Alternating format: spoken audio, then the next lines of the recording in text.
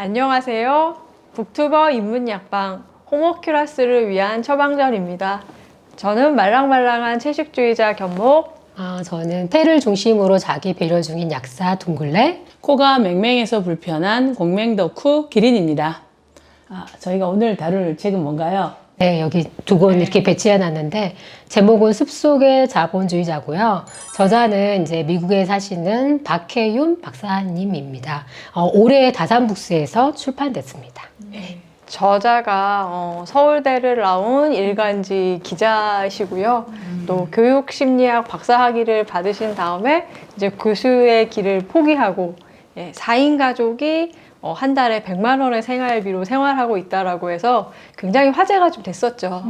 서울대 나오고 그 기자라는 직업을 가졌다 그러면 좀 여기 현재는 좀 나름대로는 엘리트의 길을 갔다고 볼 수 있는데 박사학위도 있으시고 그런 상황인데 그런데 이렇게 좀 의외의 선택이라는 생각이 좀 드네요. 네, 그 저자의 남편도 40에 이렇게 그 13년차 기자 생활을 정리하고 퇴직을 하시는데요. 그러니까 은퇴를 하신 거죠. 근데 이제 먼저 그 부인 되시는 분께서 처대를 데리고 가서 이제 박사학위를 과정을 밟는 그 기간 동안에 이렇게 기러기 아빠 생활을 하시면서 완전히 번아웃이 되신 것 같아요. 어쨌든 아내는 그러니까 박사학위까지 받고도 교수 자리를 포기하고 그 남편은 기자직을 포기하면 가정경제에 빨간불이 들어올 만한데 어떻게 이걸 지내셨나 모르겠어요. 네. 그렇죠. 진짜 심각하다면 심각할 수도 있는 상황일 것 같은데 이제 이 저자 박혜윤 씨의 가족은 그럼 우리가 한번 이제 정기적으로 공급 생활을 하는 그런 일에 종사하지 않고도 내가 하고 싶은 일을 하면서 생존할 수 있을까 이런 실험을 한번 해보자 라는 결정을 내렸다고 해요. 그래가지고 미국에 있는 워싱턴주 시애틀 주변에 시골 생활을 시작하기로 결정합니다. 숲속의 자본주의자라는 책이 나온 걸 보면 실험은 아직도 이제 진행 중인 걸로 봐야 되겠네요. 그렇죠. 진행 꽤 됐어요. 한 8년? 2013년부터죠. 그렇죠? 그러면 저희가 이제 본격적으로 그 숲속의 자본주의자의 생활로 한번 들어가 보실까요? 일단 제목이 신선해요. 숲속의 자본주의자? 뭔가 이 자연 친화적인 삶하고 자본주의는 이제 안 어울리는 조합 같은데 이게 함께 결합되어 있습니다. 그러니까 이 책의 저자는 이제 이렇게 얘기를 하고 있어요. 그러니까 숲속의 자본주의자가 그 시골로 가서 자급자족을 하는 어떤 대안 경제를 실천하는 생활이 아니라고 얘기하고 있거든요. 더더군다나 이제 귀농 생활을 추천하는 책도 아니에요. 오히려 그 저자는 자신이 그 자본주의 사회에서 태어나고 살아왔고 오히려 자기 라이프 스타일에는 자본주의가 이제 오히려 맞다. 라고 이제 생각하고 있는 사람이고요. 다만 많이 벌고 많이 쓰는 그 도시의 라이프 스타일은 자신에게 맞지 않다. 그래서 적게 벌고 적게 쓰는 어떤 시골 생활이 자신한테 맞다라고 얘기하고 있는 거죠. 작가가 살고 있는 시애틀이나 서울하고 물가가 거의 차이가 나지 않는다고 해요. 그런데 4인 가족이 100만 원으로 한 달을 사는 게 가능한 실험일까요? 책에는 이제 이들이 한 달에 얼마 이제 쓰고 있는지 자세하게 나왔거든요.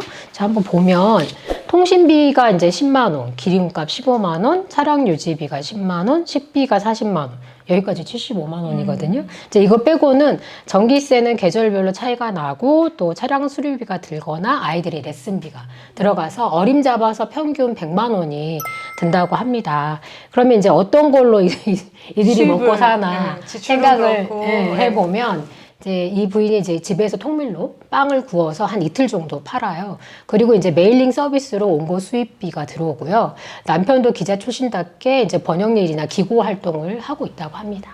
엄청 절제하는 생활을 하시는 것 같은데 사실 이 책에서 말하고자 하는 바는 이제 뭐 생활비를 줄이는 노하우 이제 이런 부분은 아니고요. 오히려 이제 내가 살아가는데 얼마의 돈이 필요한지 이거를 알지 못해서 오히려 되게 강박적으로 돈에 매달릴 게 아니라 한번 내가 살아가는데 실제로 얼마의 돈이 필요한가 계산해보고 거기에 맞는 준비를 해보자 라고 하는 것에 포인트가 맞춰져 있습니다. 그러니까 살아가는데 돈이 얼마나 필요한가 계산할 수 있다고 하지만 실제로 삶이라는 게 너무 복잡하고 변수도 너무 많잖아요. 그런 면에서 그렇게 계산한 대로 사는 게 쉽게 그렇게 가능한 일일 것 같지는 않거든요. 그래 또 계산을 잘 못하잖아요. 그러니까요. 근데 이 저자도 이런 것들을 계산해내는데 한 10년 정도 시간이 걸렸다고 합니다. 그래서 이제 그 생활비를 계산하려면 우선 생각해 봐야 될 게 이제 어떤 삶을 살고 싶은가 이런 방향성이 없이 또 생활비를 계산할 수 없다라는 거예요. 여기 아까도 말한 것처럼 이 저자가 이제 일주일에 이틀만 빵집을 연다라고 하잖아요. 그럴 때 이 빵집은 운영하기 위해서는 노동 시간이 얼마 되어야 되는가 이 계산이 생활비 계산과 연관되어 있습니다. 이 부분을 한번 읽어보겠습니다. 나도 오래 버티려면 얼마가 필요한지 계산기를 두드려 보았다. 목적의 우선순위가 생긴 다음에 돈의 문제는 초등학교 산수만큼 간단하다. 빵이 하나도 안 팔려도 버틸 수 있는 돈은 얼마인지 계산했다. 일단 월세를 내지 않고 소유할 수 있는 공간을 찾았다. 우리가 가진 돈에 맞추다 보니 지은 지 110년 된 시골집이었다. 그 다음은 고정비용 문제였다. 재산세와 공과금, 그리고 재료비. 계산해보니 2, 3년 정도는 버틸 수 있었다. 마지막으로 빵을 굽고 파는데 일주일에 몇 시간을 써야 우리에게 즐거움이 될지를 알아야 했다. 하루에 5시간씩 이틀을 열고 추가로 하루 반나절 더 일하면 된다. 이렇게 계산해보니 대형 오븐이나 믹서 같은 상업용 베이킹 도구도 사지 않게 되었다. 시설에 투자하면 그 돈을 회수하기 위해 오랜 시간 돈을 벌어야 한다.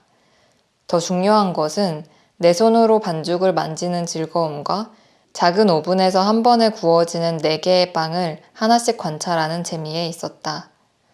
그러니까 빵을 굽고 파는 일이 창조적인 기쁨, 놀이의 즐거움이 되는 선에서 멈춰야 한다. 저는 이제 빵 만들기 좋아하잖아요. 그런 빵 만들기 좋아하는 사람으로서 엄청 혹했고 이틀 문 여는 빵집 환상적이죠. 너무 부러웠었어요. 저런 빵집을 가질 수 있다는 거. 그것도 자기가 사는 집에서. 네.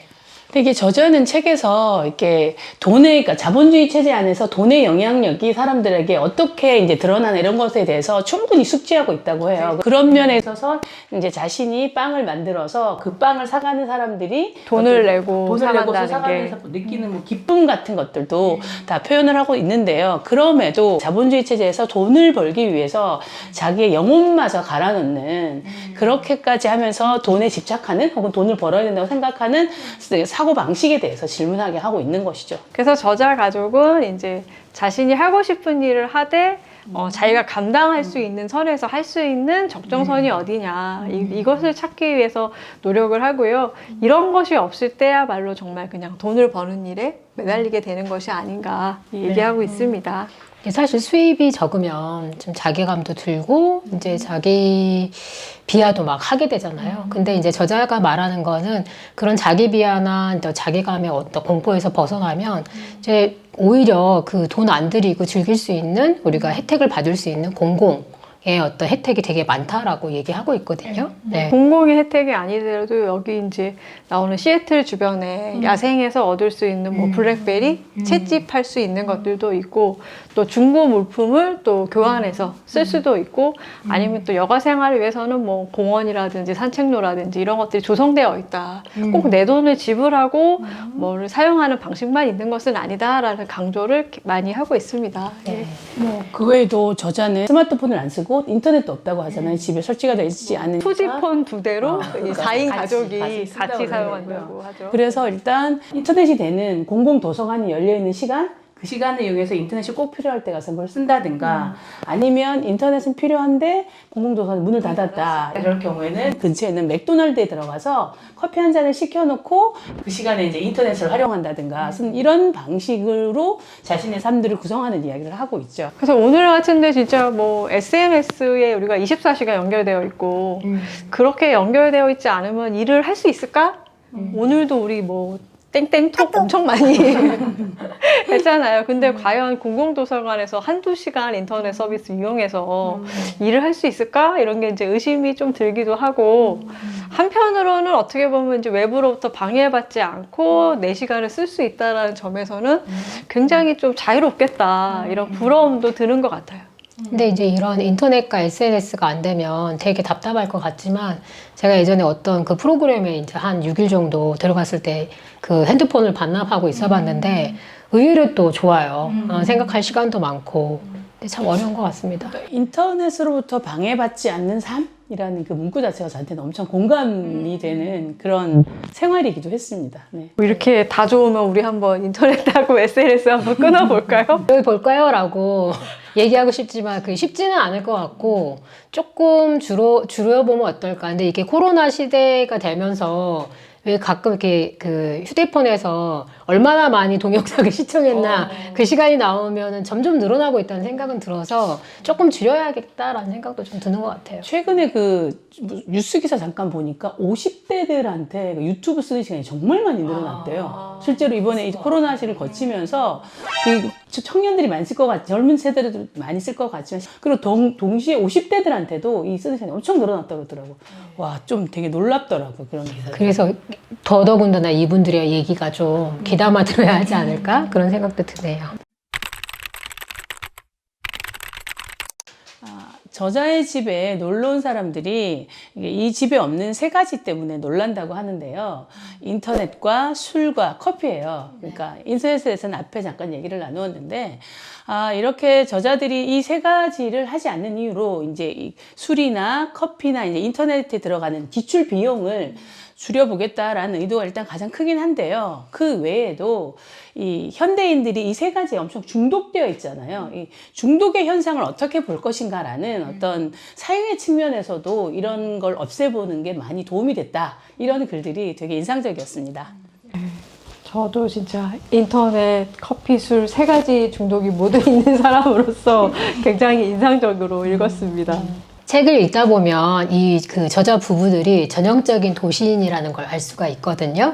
이제 일간지 기자들답게 되게 바쁘잖아요. 하루의 시작을 커피로 하고 또 하루 종일 일에 시달리다가 그 후로는 이제 저녁에 집에 와서 음주로 피로를 풀고요. 그렇게 찌들은 자신들을 위로하기 위해서 작은 사치로 좋은 술과 이렇게 이제 커피를 소비하는 거에 전형적인 도시인들 답더라고요. 시골 생활을 하기 때문에 이제 스트레스를 받으며 일을 하는 것도 아니고 늘 긴장 상태도 있는 것도 아닌데 몸에 밴 습관 때문에 커피를 계속 이렇게 마시게 되는구나 라고 하는 점을 알게 되었다고 해요. 그래서 이제 뭐 한 며칠 이제 혹독한 카페인 금단 현상을 겪으면서 커피의 중독으로부터 벗어났다라고 하는 이야기가 소개되고 있습니다.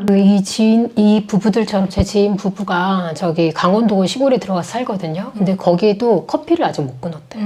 그래서 커피 값이 엄청 들다고 하더라고요. 그래서 이제 고안하는 방법이 친구들한테 이렇게 집에 올 때 선물로 커피를 가져오면 좋겠다. 이렇게 그 방법을 이제 택했다고 하는데 그만큼 커피가 되게 중독이 강한 것 같습니다. 근데 이제 여기서 저자들이 말하는 것도 그거예요. 이제는 이제 중독으로서 마시는 게 아니라 많은 음료들 중에 하나의 음료로 커피를 마실 수 있다. 네. 그러니까 커피를 안 마신다. 이게 아니라 예전에는 무슨 맛인지도 모르고 마셨다면 이제는 필요에 따라서 그 맛을 찾아서 이제 커피를 즐길 수 있는 그런 사람이 됐다라고 얘기하는 부분도 정말 모든 음료 중에 한 가지가 됐다.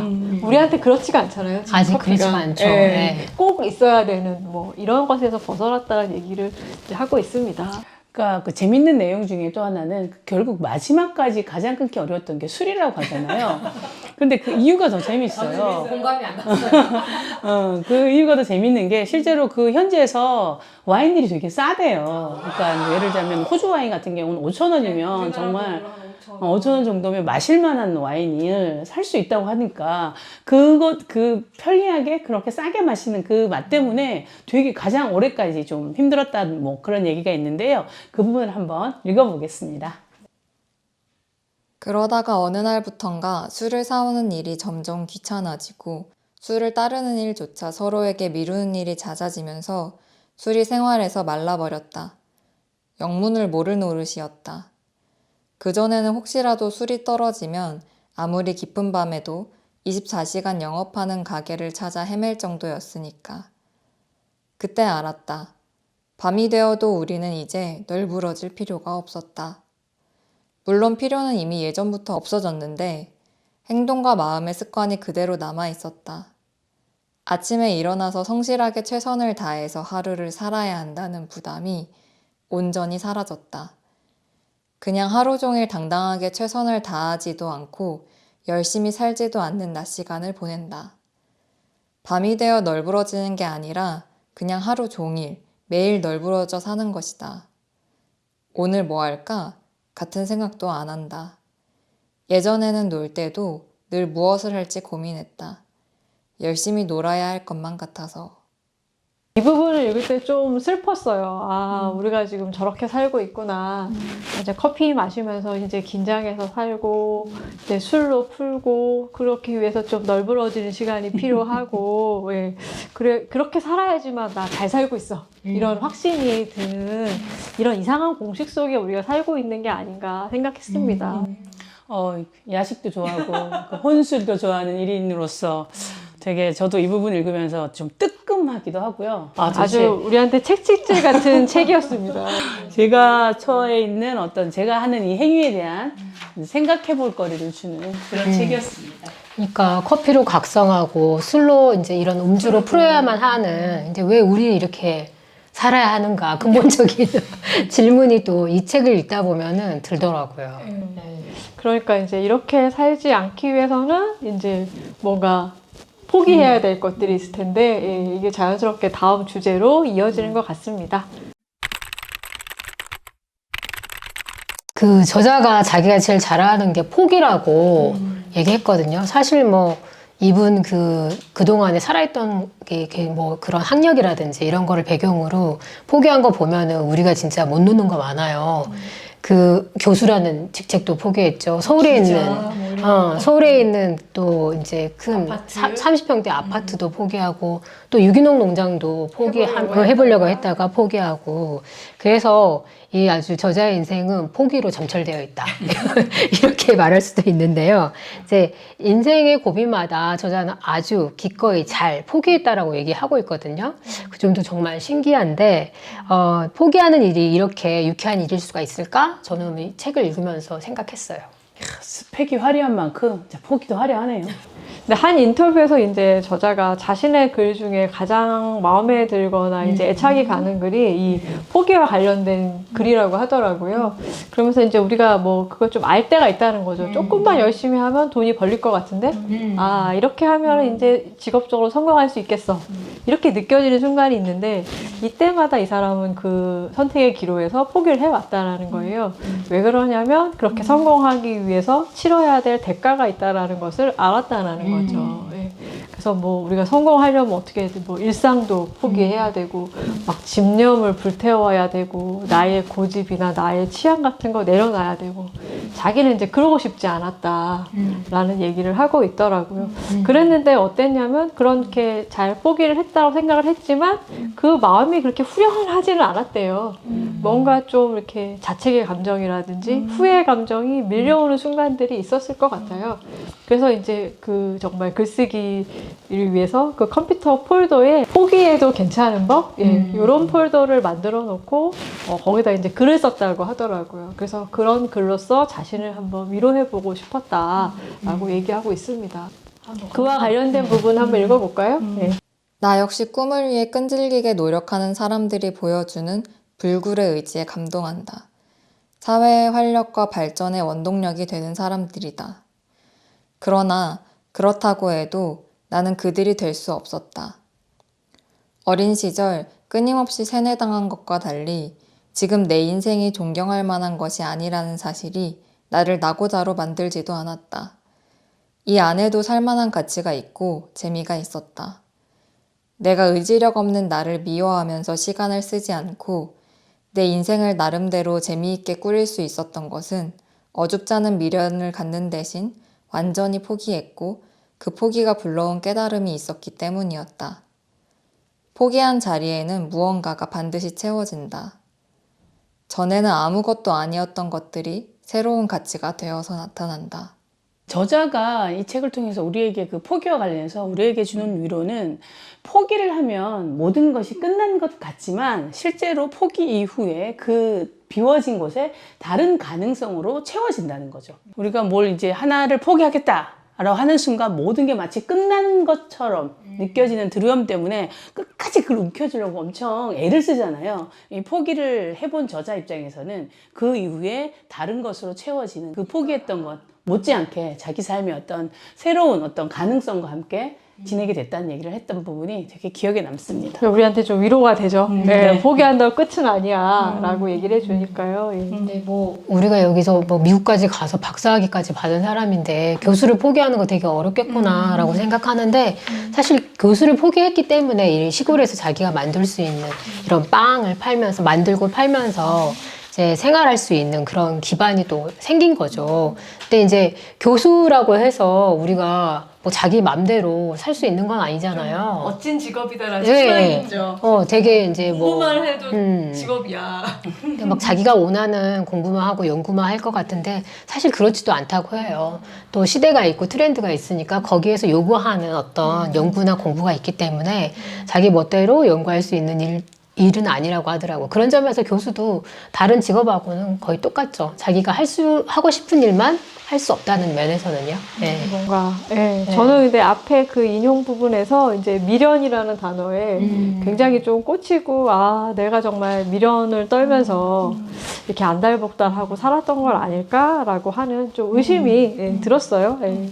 저자는 이런 의심이 드는 순간을 놓치지 말라고 하죠. 이 의심이 들 때 바로 질문해 봐야 된다고 이야기합니다. 내가 지금 무엇을 위해서 이걸 이렇게 놓지 못하고 잡고 있는가? 라는 그 질문을 통해서 어쨌든 자신이 처해 있는 상황에 대해서 생각해 보게 된다는 거죠. 네. 그때가 바로 포기해야 될 때다라고 말하고 있습니다. 이제 포기하고 나서 내가 갖고 있는 게 이제 있잖아요. 자기에게 이제 보이는 것들. 그렇게 소소한 것으로부터 한번 시작해 보자라고 이제 저자는 말하고 있는데 그렇게 되면 이제 자신한테 너그러워지고 또 자신하고 비슷한 사람을 보더라도 그 사람한테도 이제 너그러워진다는 거예요. 그래서 그런 이제 삶의 자세가 자기 인생을 있는 그대로 사랑하는 자세가 아니겠느냐라고 얘기를 하고 있습니다. 그리고 보면 참 우리 애가 스스로에게 되게 각박한 것 같아요. 너무 혹독하고. 예, 왜 그럴까요?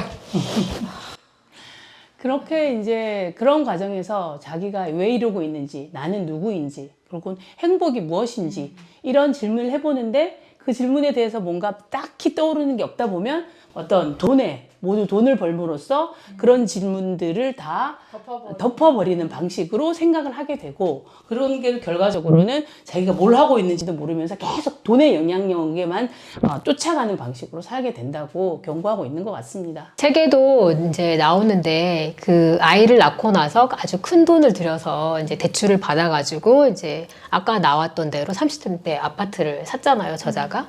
그러면서 이제 그 대출을 갚기 위해서 이렇게 일을 막 열심히 하고 그 갚아갈 때 기쁨이 되게 있었다고 합니다. 자신이 얼마나 잘 살아가고 있다는 걸 그런 대출을 갚아 나가는 과정으로, 그러니까 돈을 벌어 나가는 과정으로 이제 확인을 했었던 거죠. 이제 근데 문제는 이 돈이 착각을 만든다는 거라고 저자는 얘기하고 있습니다. 저도 그 부분 되게 흥미롭게 읽었었는데요. 정말 저자는 이제 그 돈에 휘둘리고 살지 않기 위해서 돈에 대해서 참 많은 궁리를 했구나. 예, 이런 점이 저는 조금 놀랍기도 했어요. 예, 돈으로 자유로워지기 위해서는 돈에 대해서 좀 알 필요가 있구나. 예, 이런 생각이 들더라고요.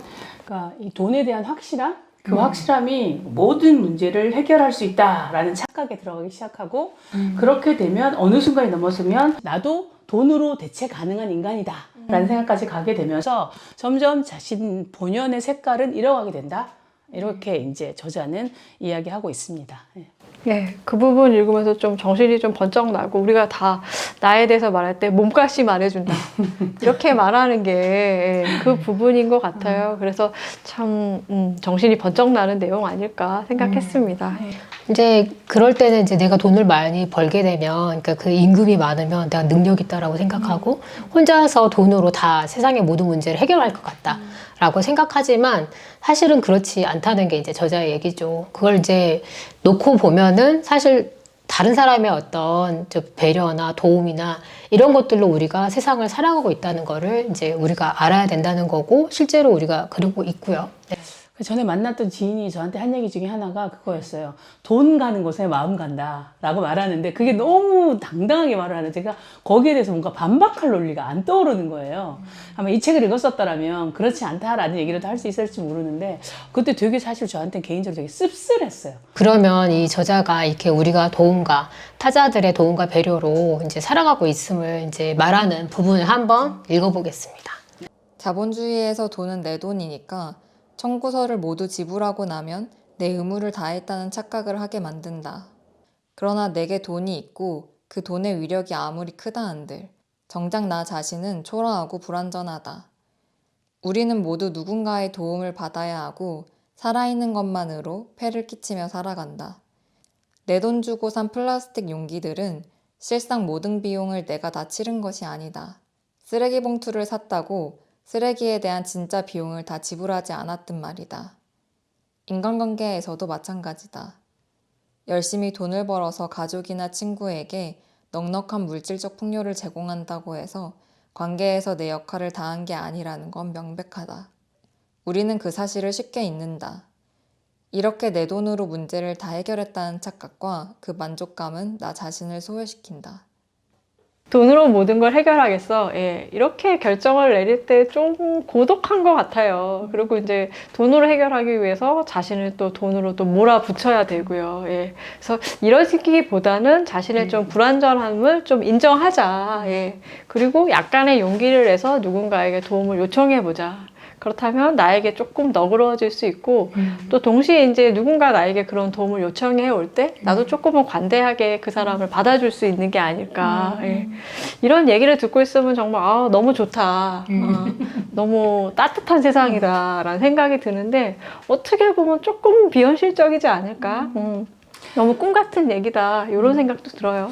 요즘처럼 정말 영끌해서 부동산 사고 그리고 뭐 주식 투자한다는 이 시대에 이런 이야기가 되게 좀 비현실적으로 들릴 수는 있어요. 하지만 어쨌든 한 가족은 4인 가구 한 가족은 4인 가구는 이렇게 살고 있다라고 하는 실제가 이 책 속에 있으니까요. 그런 누군가 하나를 한다면 그건 완전히 비현실적인 건 아니잖아요. 그런 면에서 어떤 이런 그 저자의 삶의 어떤 양식 이런 것을 우리가 들으면서 어떤 따뜻한 세상 이런 것들 우리가 뭐 가능하지 않을까 이렇게 생각해 볼 수도 있지 않을까 생각합니다. 저는 책을 읽으면서 이제 이 부부는 성인이라서 자기네들이 이렇게 시골살이를 결정하는 것에 대해서는 큰 문제가 없는데 그 두 아이들이 자신의 어떤 의사로 저렇게 저런 생활을 했을까 결정했을까는 정말 의문이 되고 사실 요새 그 아이들도 되게 소비 문화로 점철된 생활을 하고 있잖아요. 그래서 그런 거에 관련해서 많은 분들이 되게 궁금해 하실 것 같아요. 어쨌든 이 부모님이 직장 생활을 바쁜 사람들이 아니잖아요. 그리고 실제로 이 생활 속에서 여름에 그 따는 야생 블루베리 따는 일이 되게 중요한 거라서 7, 8월 그 더울 때는 그 블루베리 따느라고 블랙베리. 네, 블랙베리를 따느라고 정신이 없다고 해요. 그러니까 온 가족이 거기다 노동이 완전히 다 투여되어야 하더라고요. 이제 그래서 딸 수 있으니까. 그러고 뭐 또 실제로 아이들 생일이나 이럴 때는 그 맥도날드에 가서 그 아이들이 원하는 그 메뉴를 먹으면서 생일을 축하하기도 하고 그런 이벤트 같은 것들을 소소하게 만들어서 실제로 저는 그 식구들이 그 맥도날드에 가서 어떤 메뉴를 먹겠다 그 메뉴를 골라놓고 그 한 달 동안 그 메뉴에 대해서 이야기한다는 그런 부분들이 정말 그 4명이 각자의 삶에 대해서 또 함께하는 삶에 대해서 정말 밀도 있게 시간을 쓴다는 생각이 좀 들었거든요. 그리고 이제 그 먹고 와서도 그 얘기를 계속하고 네. 진짜 이벤트인 거죠. 이벤트였어. 햄버거 먹고 온 일에 대해서 어떤 메뉴를 먹을까 결정하는데도 한 달이 걸리고 먹고 와서도 그 얘기를 계속하고 예. 그게 참 진짜 아름다운 모습처럼 보이더라고요. 저도. 예. 그리고 뭐 또 시골이잖아요, 여기가. 그래서 이제 애들이 학원 보낼 일도 없고, 또 부모들도 뭐 자식들한테 뭐 내가 너한테 이렇게 투자했어. 라고 이렇게 내세울 것도 없으니까 아이들과 관계가 좋을 수밖에 없을 것 같아요. 그래서 실제로 이게 아이들의 문제가 아니라 주변에서 참견하는 분들 때문에 더 힘들다고 하더라고요. 뭐 예를 들자면 엄마가 게을러서 아이들을 망친다. 지금 공부 안 시키면 정말 나중에 후회한다. 이런 말들로 이제 자신들의 어떤 삶의 양식에 대해서 간섭하는 그리고 참견하는 사람들 때문에 더 힘들다는 얘기들을 하더라고요. 예. 저도 이제 아이들 둘을 키웠는데 정말 아이들 키우는 문제에서 자기 소신을 지킨다는 거 좀 쉽지 않은 것 같아요. 예, 그래서 뭔가 이렇게 휘둘려서 예, 뭔가 불안하기 때문에 그 흐름을 좀 따라가야 되지 않을까? 예, 저도 그러면서 아이 둘을 키웠던 것 같습니다. 예. 그러니까요. 저는 비혼녀여서 이제 자식은 없지만 조카들 보고 동생이 이제 키우는 걸 보면은 굉장히 많은 고민으로 어떤 그 교육에 대해서 애들 교육에 대해서 선택을 하는데 이렇게 너무 말이 많으면 주변에서 되게 좀 기분이 나쁠 것 같아요. 네. 저자도 이제 그런 부분에서 둥글레처럼 되게 화가 나고 그랬다고 이제 얘기를 하는데요. 그러면서 저자가 이렇게 질문해요. 왜 나는, 그러니까 다른 사람들, 내가 잘 알지, 나에 대해서 잘 알지도 못하는 다른 사람들의 평가에 이렇게 연연하는가. 만약 내가 평가되어야 한다면 실제로 나를 가장 잘 알고 있는 가족들에게 내가 어떻게 평가되고 있는가. 그것이 가장 중요한 게 아닌가. 라는 질문으로 바꾸면서 이제 그 가족들하고 관계에서 내가 어떤 엄마냐라든가 이런 걸 묻는 일에 대해서 이제 해보게 됐다라는 이런 얘기를 하더라고요. 근데 이제 이렇게 자녀 교육뿐만 아니라 저자가 고학력인데도 직업을 안 갖고 있는 것에 대해서 사람들이 또 이거를 또 참견해요. 예, 나중에 후회한다. 애 크면 뭐 할 거냐. 예. 이 부분도 함께 연결되어 있는 것 같아서요. 여기 나와 있는 부분을 읽어보겠습니다. 30대까지는 여자이기 때문에 오히려 더 성공해야 한다고 믿었고 수입도 지켜야 한다고 생각했다. 그런데 40에 가까워서야 그게 정작 나의 욕구는 아니라는 걸 깨달았다. 나 역시 회사를 그만두면 나란 사람의 가치도 함께 끝나는 것이 아닐까 싶어 불안했다. 배운 게 아깝다. 애들이 다 크면 허무하다. 가정주부는 자기 삶이 없다. 같은 말이 유독 귀에 꽂혔다. 그런데 내가 괜찮았던 것은 내 일을 가족과의 관계라고 보았기 때문이다. 먹이고 학교에 제때 가도록 돌보고 빨래를 해놓는 것은 굳이 내가 해야 하는 일이 아니었다. 자식과 남편에게 내가 구하는 인정 또한 음식을 잘한다거나 공부를 잘 가르치는 것은 아니다. 가족이라는 조직을 어떤 목표를 가지고 어떤 인간관계로 운영하는지에 대한 나만의 가치관과 시간에 대해 가족들의 인정과 동의를 구한다. 지나가는 사람이나 가족이나 다들 남은 남이다. 하지만 내가 인정받아야 하는 그 남은 누구인가를 내가 정한다. 아유, 이게 다 근데 무슨 오지랖일까요? 자기와 이렇게 다르게 사는 사람들의 꼴을 못 보고 왜 이렇게 참견하는 걸까요? 네. 뭔가 불안해서 그런 것 같아요. 되게 막 과로해서 일하고 막 허리가 휘면서 애들 교육시키는데 뭔가 이게 좋지는 않다 이런 느낌은 있잖아요. 근데 이제 모두가 다 이렇게 좀 고생하면서 살고 있으면 조금은 덜 불안한 거죠. 예. 그런데 누군가가 다른 삶을 살아간다라고 하면 내 안에 있는 그 불안감이 더 커져서 견딜 수가 없는 것 같아요. 그래서 좀 다 똑같이 같이 고생하자 이런 마음 아닐까 생각 듭니다.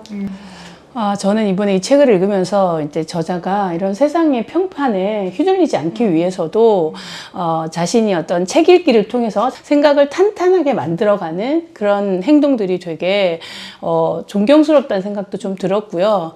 그래서 어쨌든 그 세상의 통념에 휘둘리는 것이 아니라 자기가 할 수 있는 소소한 실천들을 하면서 자신의 삶을 가꾸어가는 그런 모습들이 되게 기억에 많이 남는 그런 책 읽기였습니다. 저도 이제 자기 삶의 주도권을 이제 외주화하지 않고 자기 스스로 꾸려가려고 하는 모습이 굉장히 인상적이었는데요. 그 되게 재미있는 에피소드 중에 부부가 이제 결혼 초기에 살림 같은 게 좀 서툴었을 때 다림질을 못해서 부부가 굉장히 큰 분쟁에 휩싸이죠. 그러니까 둘 다 직장 생활 했으니까 아마 세탁소에 맡겨서 말샤스를 다려오는 걸 해결했을 텐데 이제 아기가 태어난 다음부터는 세탁소 왔다 갔다 하는 일이 쉽지 않고 또 비용도 많이 들고 그 문제를 어떻게 해결할 거 가지고 굉장히 고민을 해요. 그러다가 이 사람들이 그 생각해낸 해결 방법이 이렇게 양복을 입었을 때 보이는 부분만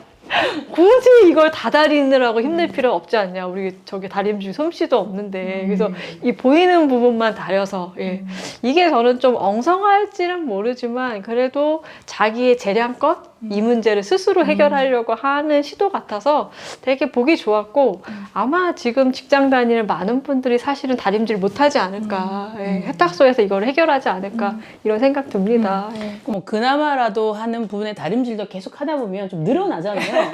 그래서 아마는 지금쯤은 그 다림질에 대해서 어느 정도는 능숙하게 하지 않을까 이런 생각도 좀 했습니다.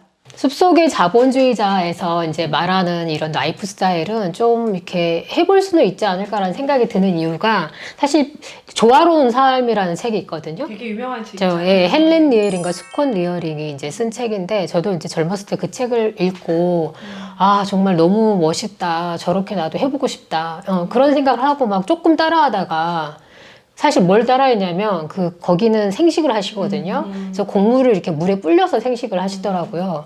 그걸 따라하다가 너무 많이 맛이 없어서 절망을 하고 단 1회에 끝났거든요.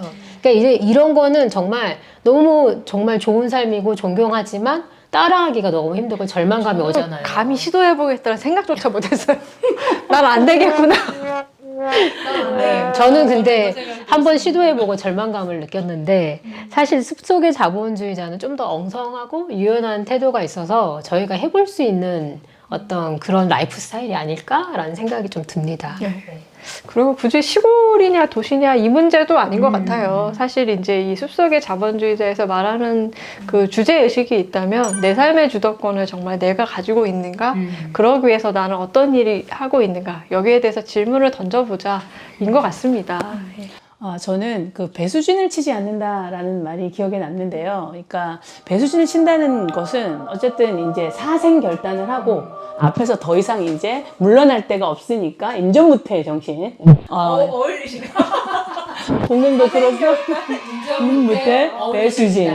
배수진은 사기에 나오는 말입니다. 그러다 보니까 이제 그런 태도가 저자는 그런 태도야말로 사람을 피를 말리게 하고 어떤 면에 있어서는 되게 이제 더 이상 물러날 데가 없다라고 생각하면 꽉 쥐어잡고 어떻게 하든지 여기서 살아남아야 된다라는 어떤 절실함 때문에 조절을 실패하게 된다는 얘기를 하고 있는 거잖아요. 그러보다는 안 돼도 어쩔 수 없다. 이거 난 안 할, 특히나 나는 하지 않을 수 있다. 라는 이런 마음을 가짐으로 인해서 자기 자신한테 여유로워지기도 하고 그리고 자기 자신 결과적으로 속이지 않는 거죠. 그런 삶의 태도가 좀 필요하다라고 하는 부분이 기억에 남습니다. 예. 저도 배수진을 치지 않는다라는 말이 좀 인상적이었고요. 저도 이제 막 그 유행어 나온 것처럼 막 열정 이렇게 살고 싶었던 것 같아요. 예.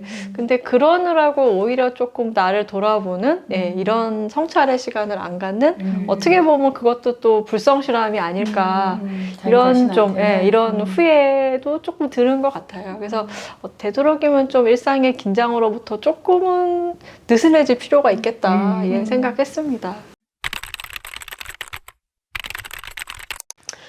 저자는 자신의 미래에 대해서 이제 여러 얘기를 하는데 이제 정해진 게 없는 거예요. 한국에 들어와서 뭐 책방을 할 수도 있고 상담소를 할 수도 있고 아니면 세계를 방랑할 수도 있다. 이제 그렇게 얘기하는데 정해진 것은 없지만 무엇을 하든 간에 이제 뭐 다른 사람들의 인정을 받기 위해서 자신을 소진시켜가는 그런 일은 아닐 거라는 거죠. 저자는 그러니까 매사에 뭐 열심히 하는 것도 하지 않지만 다 그렇지 뭐 이렇게 체념하지도 않습니다. 그래서 나름대로는 포기의 달인이기도 하지만 어떤 면에서는 자기가 할 수 있는 일에서는 나름대로 열심히 하는 방식으로 삶을 살고 있다고 얘기하고 있죠. 그러니까 체념과 포기 대신 이제 월든의 저자 솔로처럼 돈이 되는 일은 아니지만 내가 원하는 일을 내가 원하는 방식으로 하기 위해서 노력하고 있고요. 그러려면 이제 앞에도 나왔던 것처럼 돈이 얼마나 드나 얼마를 일해야 되나 이런 계산하기를 멈추지 않습니다. 그런 점에서 저자는 이제 겉으로 보기에는 아주 게으른 사람처럼 보일지 모르지만 이제 누구보다도 좀 치밀하게 이제 자신을 삶을 살아간다고 볼 수 있겠습니다. 이제 저자 박혜원 선생님이 이제 가장 좋아한다는 이제 소로의 월든의 한 구절을 읽어보겠습니다. 나는 삶의 깊은 곳까지 내려가 삶이라는 녀석의 골수를 전부 빨아먹고 싶다. 스파르타인처럼 굳건하게 삶을 살아내어 삶이 아닌 것들을 전부 깨부수고 기다란 낯을 넓게 휘둘러 삶이란 것을 바싹 깎아내고 삶이 도망가지 못하도록 구석으로 몰아 더 이상 줄어들 수 없을 만큼 작은 핵심만 남도록. 예, 그러기 위해서는 이제 나다움이 무엇인지 알아봐야 될 텐데, 내가 좋아하는 것이 무엇인가, 뭐 나의 특성이 무엇인가, 이런 자기를 탐색하는 예, 시간을 가져야 할 텐데요. 이것을 해줄 수 있는 사람도 나뿐입니다. 누구한테 뭐 맡길 수 없는 일이잖아요. 그래서 저자에게는 이제 넉넉한 공간과 시간이 필요했고, 그다음에 적은 생활비가 드는 이제 시골 생활이 필수적이었다라고 말하고 있습니다. 우리가 지금 사실 되게 바쁘게 살고 있잖아요. 일에 치여가지고 그러기도 하고 우리 스스로도 그렇고 아니 지금 현실들이 지금 그런 편인데요. 그러느라서 자기 자신을 완전히 잊어버리기도 하고 자기가 지금 왜 이러고 살고 있는지 질문하는 시간조차도 없이 보내기도 하는데요. 너무 열심히 살지 않아도 괜찮아 라고 말하는 이 저자의 책 숲속의 자본주의자를 읽어보고 자기 자신에 대해서 한번 생각해 자기가 지금 어떻게 살고 있고 그리고 무엇을 하고 싶은지 한번 물어보고 생각해보는 시간이 되었으면 좋겠습니다. 너무 바빠서 챙기지 못한 자기 자신, 바로 나를 한번 챙겨봤으면 좋겠습니다. MD 추천이나 유튜브 추천 말고 네. 내 스스로 한번 선택해보는 연습도 해보셨으면 좋겠습니다. 물만 셀프가 아니라 인생도 셀프라는 거 한번 생각해볼 만합니다. 오늘 소개해드린 책에 대해서 많은 분들이 읽어주셨으면 좋겠지만 예, 우리 세 사람이 꼭 한 사람씩 콕 찍어서 추천을 하도록 하겠습니다. 저는 이제 두 아들을 다 키웠어요. 키우고 나서 이제 앞으로 삶을 이제 귀농하는 삶으로 계획하고, 완전 귀농은 아니지만, 그래서 지금 차근차근 준비하고 있는 친구가 있는데, 그래서 가서 살 공간을 일단 마련을 해놓고, 거기 가서 무슨 일을 할까, 지금 하나씩 차근차근 준비하고 있는 친구에게 이 책을 권하고 싶습니다. 네, 저는 이제 딱 한 사람은 아닌데, 정말 진짜 미쳐버리겠어. 저는 요즘 그 부동산 가격이 이제 폭등했잖아요. 그래서 이제 서울이나 수도권에서 이제 주거 환경이 엄청 안 좋아져가지고 살 수가 이제 없어서 많이들 이제 탈출을 하고 계시는데, 그런 중에도 이제 청년들이 되게 많이 고심하고 있는 것 같아요. 특히 이제 부동산 가격뿐만이 아니라 이제 생활비를 고심하고 있는 그런 청년들에게 한번 이 책을 이제 권하고 싶어요. 물론 이제 이 책에서 뭔가 이렇게 괴리감이 좀 느껴질 수는 있지만 그래도 뭔가 얻을 수 있는 힌트가 있지 않을까? 그런 생각을 해봤습니다. 아까 우리 촬영하시는 청년께서 포기할 게 없는 사람은 뭘 포기하냐 이런 말에서 좀 마음이 아팠어요. 네. 그것도 현실인 것 같습니다. 예. 저는 이제 최근에 이직을 하고 이제 급여가 주면서 약간 이제 의기소침해진 저희 남편한테 추천하고 싶고요. 남편의 인생을 좀 돌아보니까 이제 40대에는 굉장히 막 일에 쫓겨가며 살아왔던 것 같아요. 그래서 50대에는 일에 쫓기지는 대신 조금 여유 있게 시간을 보냈으면 하는 마음으로 추천합니다. 네, 저희 세 사람이 이렇게 책을 이제 권하면서 오늘의 방송을 마칠까 합니다. 지금까지 폐를 중심으로 자기 배려 중인 약사 둥글레, 말랑말랑한 채식주의자 견목, 코가 맹맹해서 불편한 공맹 덕후 기린이었습니다. 감사합니다. 제가 권하는 영양제는 비타민 D입니다. 숲속의 자본주의자에서 찾은 비타민 D 같은 문장은 나는 오늘도 내 생존에 필요한 최적의 쾌적함과 행복의 균형감을 찾으면서 산다입니다.